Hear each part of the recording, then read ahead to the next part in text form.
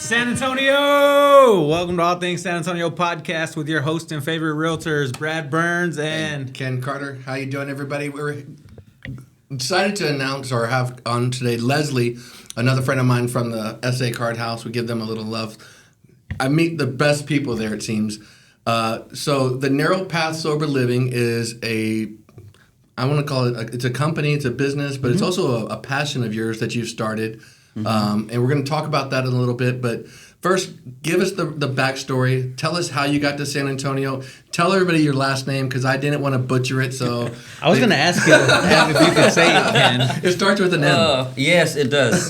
My name is Leslie Muzorewa. There we go. Yeah. Told you I wasn't going to try it. Can you say it? Muzorewa? Muzorewa. There you go. Muzorewa. Yeah. The thing is about like different languages and everything is like your tongues just don't move like that to like make those sounds, and like it's hard. I understand. So Leslie, where are you from? How'd you get to San Antonio? How'd you get to the United States? I think that you're one of our favorite immigrants, unless I'm mistaken. Yeah. So I've been told. Didn't know it start like that, right? So yeah, I was born and raised in Zimbabwe. I came to college when I was 18, and then just did the college thing for a minute and started partying, joined a frat. Where'd you go to college? Southern Polytech in Marietta, Georgia. Okay. It's in Atlanta area. What made you decide to go there? Like, it was just the fortune. We had a family friend who got me in the door. Nice. And I lasted 3 semesters. Hey. Yeah. I should have stopped after 3 semesters. Yeah. I would have saved a lot of money. Yeah, well, I wasn't as fortunate. I literally just started partying my butt off, and they said, hey man, you're on academic suspension, lost the scholarship, all because of drinking, honestly, drinking and partying, just really not caring about life. I had my own ideas, right, of what I wanted to do. I came at the time when MTV and BET had a lot of music videos, and so I was like, oh, okay, I'm going to go to the States, and I'm going to be like Mason. And they had Pauly Shore was. They had Pauly Shore weekends. That's when they had the Bleep out the P. Diddy. Yeah, right. Yeah, I know, right. I mean, but at the time, right? These icons. That's those big parties too. Right. They had the spring break. They had televised and concerts and everything. That was there was that big one in Atlanta. What's it called? Freakn. Yeah. Freakn. Yeah, stuff like that, right? And you kind of like, oh yeah, and you're young, impressionable. And you just figure, you know what, you can just make, that's the American dream, I guess, but, what is it happens when you do it, right? I'll tell you about more of that later, but that was my mindset. And so, I was a lost young man dealing with my own, demons, and alcohol became my best friend. And so, everything revolved around it. Unfortunately, I couldn't manage my life with it. So I don't know, that was back in 2001. So I came to the States, lost that scholarship, and then I really was struggling to figure out what to do, right? So I was try this, try that, try this, all while drinking. So really any goals, dreams, they were all suppressed, right? Because I couldn't overcome that. And so, I'm talking about decades, right? It's 2024. So over that course of time, I had to learn a lot about just life. At some point, I found out my parents were diagnosed with terminal illness, and that's kind of where my drinking and partying, and so really I got introduced to cocaine and drugs and stuff like that, and then life just became unbearable. So I think it's really in 2007 I actually first came to San Antonio, by way of Atlanta, to get away from my change the environment. Problems. Right. Oh, if I just get away from this, I'll be cured. That's the first step. Right. You think that's so you think, yeah. Right? I think it is very. It works valuable. a little bit. It's valuable. No, yeah. I know. I don't want to downplay. Change of environment is definitely key, but if you don't change your environment and you don't change your behavior, right, you're inevitably going to run into the very similar, if not worse, problems. So that was a key part of my growth and my understanding of self. But it also helped me learn that I have to face myself. I have to face my problems. And so I came to San Antonio, and I didn't change my behavior. So quite quickly, I got back into the same rut, same emotional turmoil, same ups and downs, same struggle. Went to Atlanta, and then finally ended up in Omaha, Nebraska. Went through treatment there, and it was a cycle. Like, I didn't get it at all. I was a tough nut to crack. Strong-willed. I was very strong-willed, man. And I see it now, right? Like, helping others, but one of the key things for me through that growth was learning to just have a air of humility when starting anything that you aspire to, right?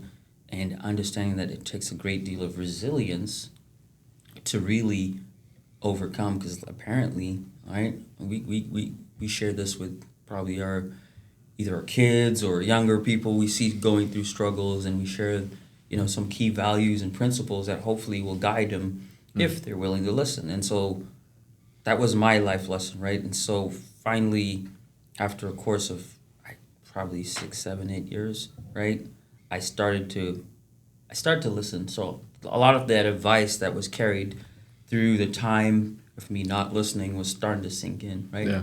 Was there anybody specific that was really starting to sink in? Yes, there's a few actually I can remember. It took, like I said, it took a village.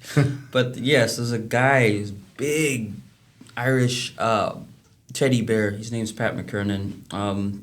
He resides up in the Midwest.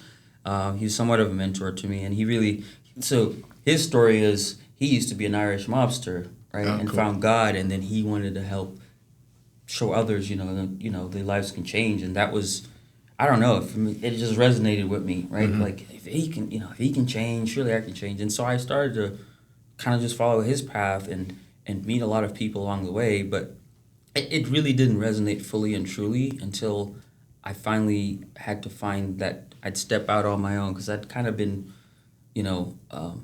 protected by Institute of Rehab and programs. And so, like, the first few steps I fell on my face, flat on my face. Again, still not sober. So, like, really the solidification of it came when I came back to San Antonio in 2017. And then I went to a program named Teen Challenge, which is Southtown, 1604, going towards Jordanton, Pleasanton, somewhere. Mm-hmm. I was there for a year, and people were like, "What? You were there for a year?" Yeah, man, tough nut to crack.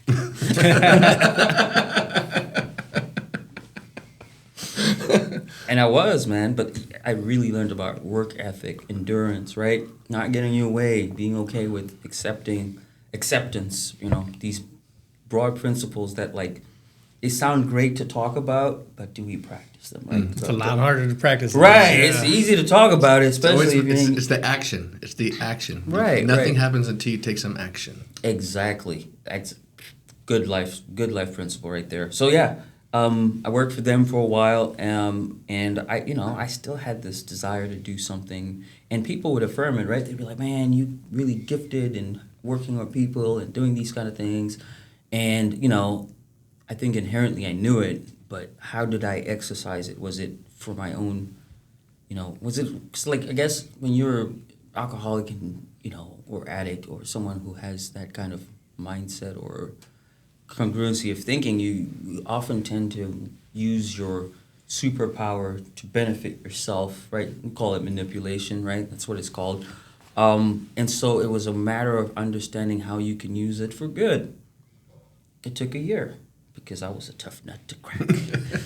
So long story short, they were like, "Hey, we want you to work for us," and I was like, "No, I got $100,000 in debt. Like, I got to go back and grind." Yeah. And that was my true understanding of it. But odd thing happened when I chose to commit to that job. That debt was wiped away. Still a mystery. I think I know who. Through poker? No, I think that was definitely a God thing. That's awesome. Yeah, and so. Well, that's what they say. It's like when you start doing the work, things just automatically start happening that you didn't expect. Yeah. Like, and when you're doing what you're supposed to be doing. yeah. Yeah, exactly. And in this case, like, still kind of, baffles most people. Like, well, what they go. I'm like, bro, it was gone. So I had a more renewed sense of purpose and duty. I knew that I wanted to help people. I knew that I wanted to, make a life for myself, of course. And of course, that's really where I started to explore the ideas of working in the field. So when I came back during COVID, because COVID was pretty much the last hurrah for me, I contracted COVID, got stuck at home, just drinking and just not. It was a dark place, Yeah. and I think everybody remembers COVID, and COVID was not pleasant for most. It was a horrible time, right? Yeah, for a lot of people. Like, right. If you didn't have ways to get out and participate in something outside, it was unfortunate. Like, and then that we can get real political about the rest of it, but like it was an unfortunate situation, and it really messed up. And isolation hurts. It hurts. Yeah, and I was super isolated, right? Because like I felt like I was the only one going through it, which is just faulty thinking, and I think a lot of people did, right? And we all are that just a hair narcissistic, right? Right. Like, everyone, because it's a part of our self-survival, and you can't. It's hard not to think that. It really is. Right. And when you compound it that you're isolated and you don't have a community to talk to. Mm-hmm. And I remember, there was a lot of drinking. I'm not talking about me. I'm talking about society. Yeah. The incidents in alcohol They related. started letting you go through the drive-through and take it drive through with that's how margarita. They started new and you businesses. can still can. Right. It's like, thank you, government. But it's in a plastic bag. It's in a Just so plastic you bag don't that's open with it. a piece of tape on it. Yeah, so Right. you don't open it. Yeah, because you never. Yeah, you wouldn't do that. They just took away our right to drink and drive like 10 years before that. It's probably 03 or open container. 06-ish. Yeah. They used to be able to have, I don't know if you knew this in Texas, you could have one less open container than there were people in the car. So basically the driver couldn't have one, but everybody else could have a beer drinking and driving going down. So when you go to the coast, so when I was in my 20s and we'd hit the road to go to the coast and everything, you'd have 4 open containers with 4 people in the car, and then they told but like you drink and drive back then. Yeah. Like you literally could drink and drive when I was getting out of high school, which is crazy. Wow. Well, Death rates have gone down. Yeah, since no, then. I just It's amazing how that happened. But yeah, I mean, COVID era was the last time I consumed any alcohol or any drug, and it's been about 3 years sober now. That's awesome. Nice, Yeah. congrats. And in those 3 years, that's really where I really kind of shaped the vision, and the vision of Narrow Path was born. I started with a business that I really enjoyed because I'm a big soccer guy, right? Soccer fan. Actually, All immigrants are. It's a thing. It comes with it, right? Passport, soccer fan. Okay, here you go. This is the first Welcome. time I think I've not seen him in a soccer jersey, because usually we see each other at the card house and it's like always a soccer, and it's never the same one. He's probably got 100 of them. Yeah, that's true. That's true. It's facts. So yeah, I started this business with some inflatables. Did pretty well, but it was seasonal, right? Didn't know it because it was my first year, and I quickly realized, like, damn, I'm gonna have to go back to work. And I did, and I worked at a treatment center.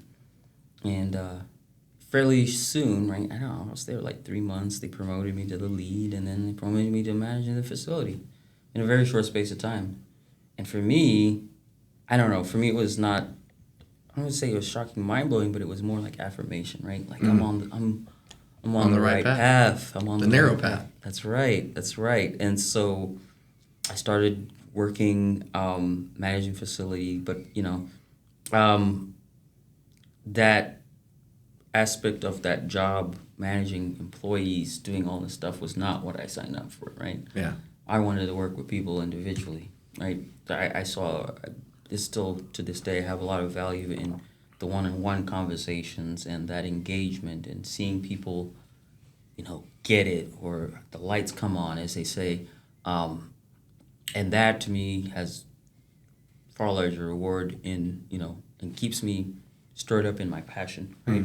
And so learning more about that side of things, and then actually staying in sober living at the time, I was just like, you know what?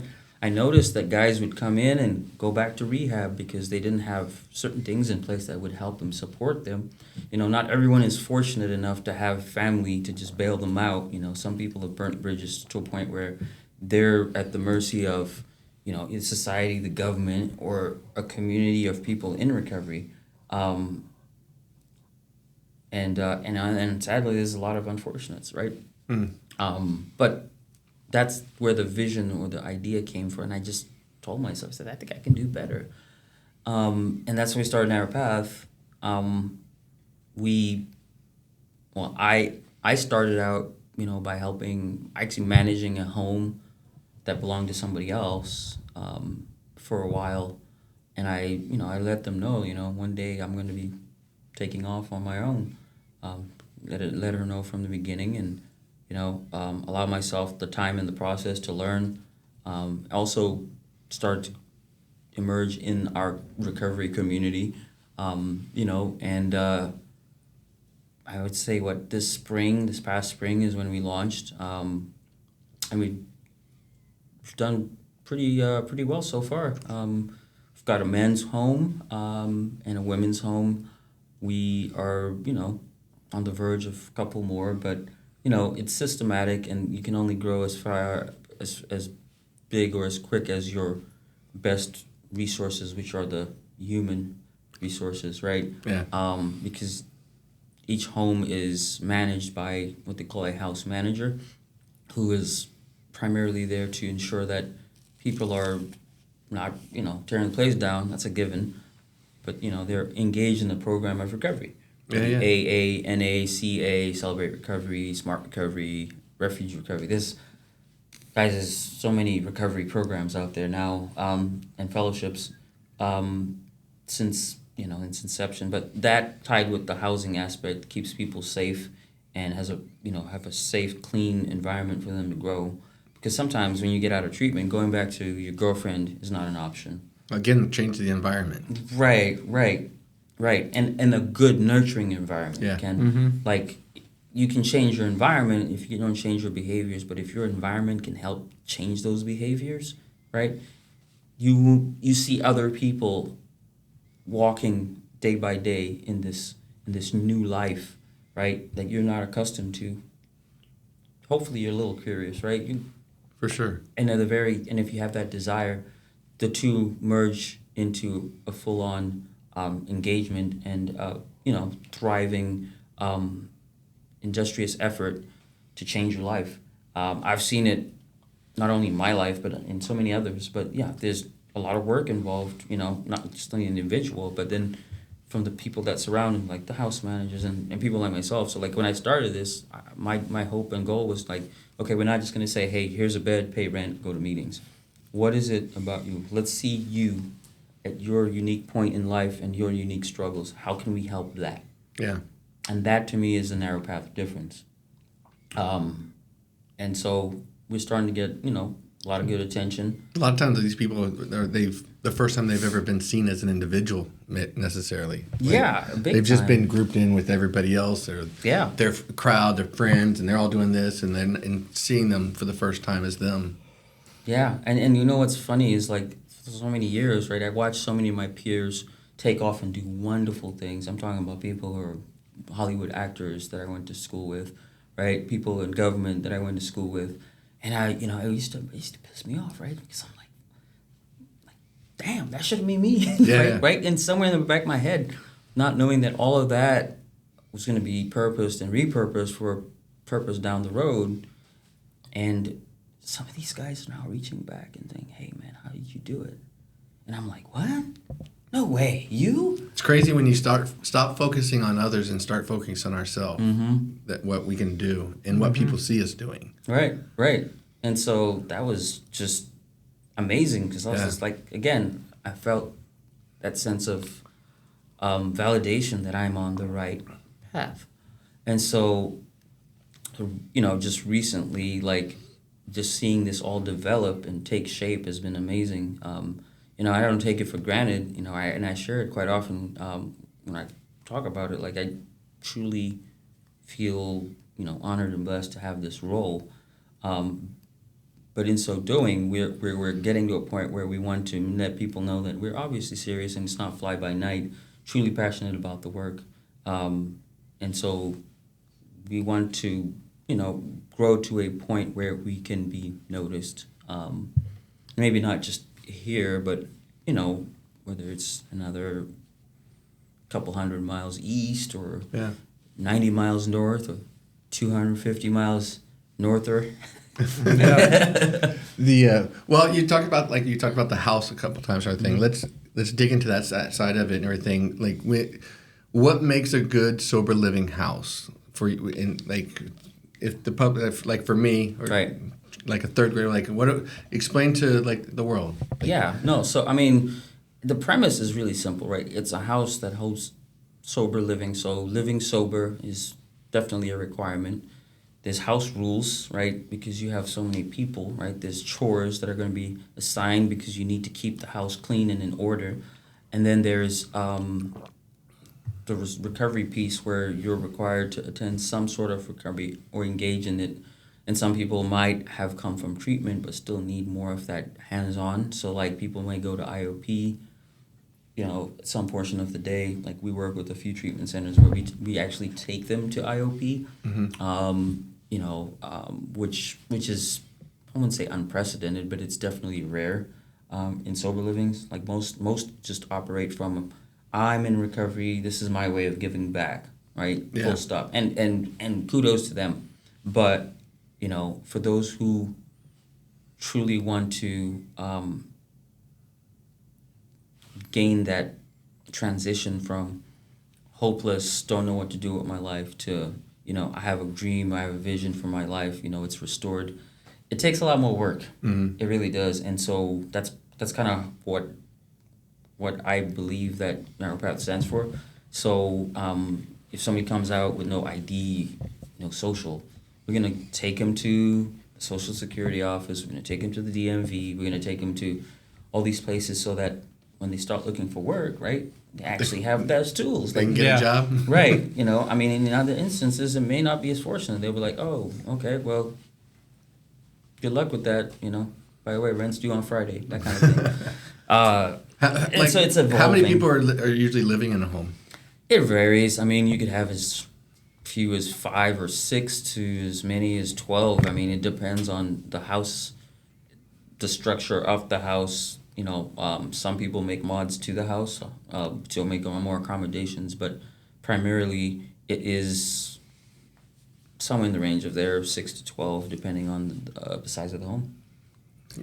Is that like 2 people per bedroom, or typically? Yeah, and there's good purpose with that. Some don't, right? And that's their model.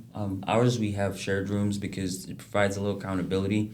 Because if let's just say me and you are roommates, and I come back all stumbly, smelling like booze, there's a good chance that I'm not gonna want to do that if I know that I have a roommate. Yeah. Right. Somebody that'll call you on it. Right, and that's a big part of that is the accountability, right? Without that accountability piece, you hear stories about homes where everybody in there is using and turns into they call it a flop house. Yeah. Yeah.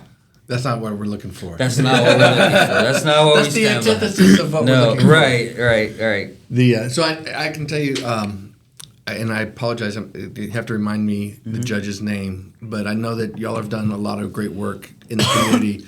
We went to an open house where y'all opened up one of your, I think it was the men's sober living house. Yeah, the very first one. And it's Judge Yolanda? Yeah, Yolanda Huff. Yolanda Huff. I wasn't remember her last name. Yeah, no, she's really super supportive. There's a ton of people who are supportive of this kind of work.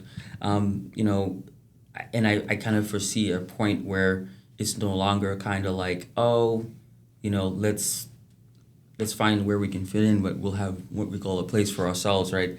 And it's very prevalent that it's shifting in that direction. In fact, even I was watching something recently, I think it was on YouTube, it's talking about how our Gen Z population are steering away from drugs and alcohol, which is kind of amazing because we've always seen trends rise, right? So there's starting to be more of an awareness people societally, are starting to pick up on the woes and perils of it, right? Yeah. And that's so great to see, which means that there'll be more support for things like sober living, whether it's from a government level or a community level. Yeah, I think a lot of it, the more awareness and just the conversations.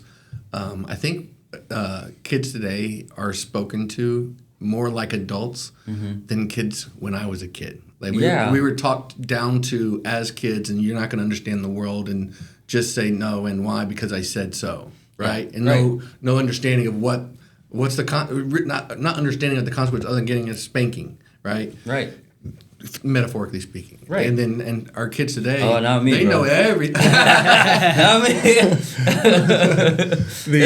There's pictures. Well, by the time I first started trying drugs and alcohol, I was old enough that they weren't going to spank me. That's why. I get it. There's this picture on Facebook of this kid. He's like running away from his mom. Mom's got a switch. And there's a wooden spoon in our house. Right. So this lady's chasing this kid. It's just a still, right? And then the caption reads, "Love going running with my mom in the morning." I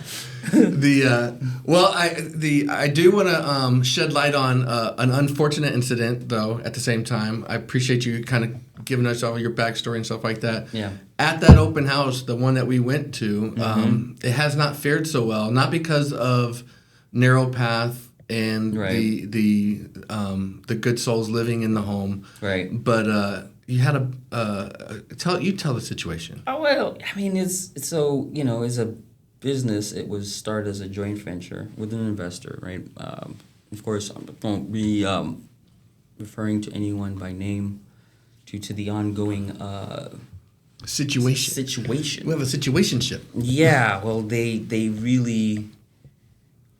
I think they really had this good disguise of well-meaning, well-wishing, investors helping the community. But unfortunately, the house we moved into, as beautiful as it was, right, they didn't complete what I call a thorough, detailed checklist. And so when we moved in, about 10 days into the whole thing, the AC went out. And this is right around, mid-May.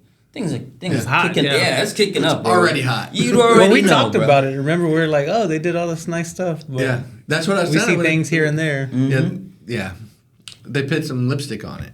Well, yeah. I mean, your focus in my situation is taking care of the residents. Yeah. So I probably would have been none the wiser, but I do know when something goes broke. Right? Something goes broke. The AC's out. Hey, You got to get fixed. Yeah. So it took 10 days for them to even kind of really remedy that, right? And so we were, using fans and all sorts of, ways to cope. But, I think when you're starting out, you kind of feel like that sense of endurance will kick in and you just kind of say, oh, okay, well, it's being resolved, right? Yeah. And then we had... But you still have trust at this point. Huh? You still have trust at this point. Trust and faith, right? But, as things progressed, right? And thankfully, I was always good on, just kind of keeping good record of all this because you never know. And in this case, we found out, there was a rodent issue. There was plumbing issues. And then the one that really set me back was when the electrical power would just go out. You get reports of that all the time, right? Could have been numerous reasons, but sober living, you have more fridges and you have more, a lot of appliances. More use of appliances. But the fact is, for that to go so intermittently would affect fridges where food is kept, and obviously will affect the health of the people who reside there. So it's something you take really seriously. And this went on for a good month, and finally I had to be like, look, man. You're not gonna take care of this. I'm not gonna pay you. And this individual took it upon themselves because what happened was, first of all, I started another men's home, which was well within my right in our joint venture agreement. But I guess all along this person thought that they owned my enterprise and could dictate what happens. And so they were upset because a few guys chose to move in with me to this other home. For their own personal reasons. One guy had to go to work, which was that house was closer to his job, right? Another was disagreeing, was butting heads with someone. So as somebody who's managing residents within a system and a program, I make these calls with intent. Yeah. And he took It's supposed it to be in as, the best interest right. of the people. This individual took it as, you're stealing my tenants. And that was just so miscategorized, but, you know. Well, they're not their tenants. I mean. I know. That's the mindset. And that was the breakdown in, that's when the curtain got revealed, in my opinion. Yeah. Because I was just like, okay, so you're in it for the wrong reasons. And we just couldn't resolve it. In fact, he ended up appointing the guy I appointed as my house manager for the first house as his working partner on that property. And so I have a lease, right, that clearly states that I'm still valid until December. And so now they're utilizing essentially a business model that was established by Narrow Path for their own means. And so, you know, it'll be resolved, within the right channels and proper, law enforcement, civil court, all that stuff. But in the meantime, we just keep focusing on, the path ahead and staying on the straight and narrow. If there was anything, as far as somebody that may have homes that they're looking to rent out and things like that, is there any kind of an ideal kind of area, type of home, things like that you look for? Yeah, I have very strict criteria, so it really makes it hard to nail, what we call the ideal home. There's always going to be some sort of compromise, but there are probably 3 or 4 qualities that you cannot skimp on, right? Location with proximity to transportation. So majority of people do not have vehicles, so they will have to rely on public transport. That's first of all. Grocery store, right? So if you can't even get them to get to the bus, how are they going to eat? Yeah. Right? Unless you want to run, unless you're comfortable with taking people to the grocery store. And, we have with some of our other residences because they're either, older. So we have kind of like good store run days, right? Little solution to help with that. But location as far as in the scope of San Antonio,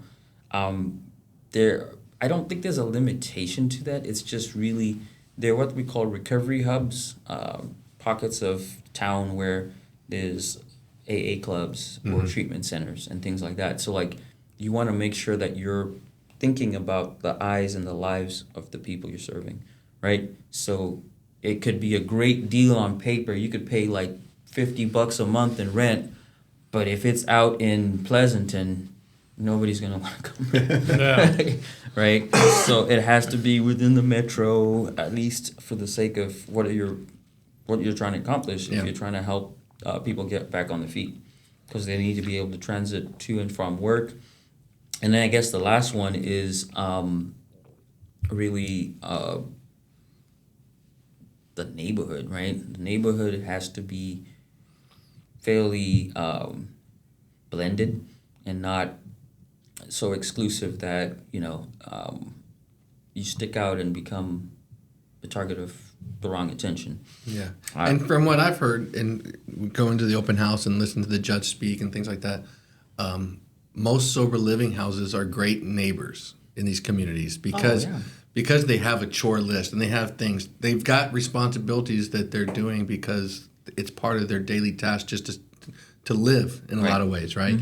And so the houses are usually kept up as well, if not better than most. Than most. Yeah, and it's so they really do. It's the stigma shouldn't be there because these are people that are looking to excel in life and be good neighbors and stuff like that. So I really appreciate you coming in, Leslie, and telling us your story, telling us about Narrow Path. If anybody wants to reach out, maybe they have a house that they would love to use as a sober living home or something like that. How can everybody get a hold of you? So say it right into that middle camera or this one. Camera? This one right here. Right here. Okay, so you can go to narrowpathsoberliving.com or you can email me at npsoberliving@outlook.com. That's NP for Narrow Path, soberliving@outlook.com. Awesome. Thank you so much. Do us a favor, hit that like and subscribe button, and we'll catch you guys on the next episode. Thanks, guys.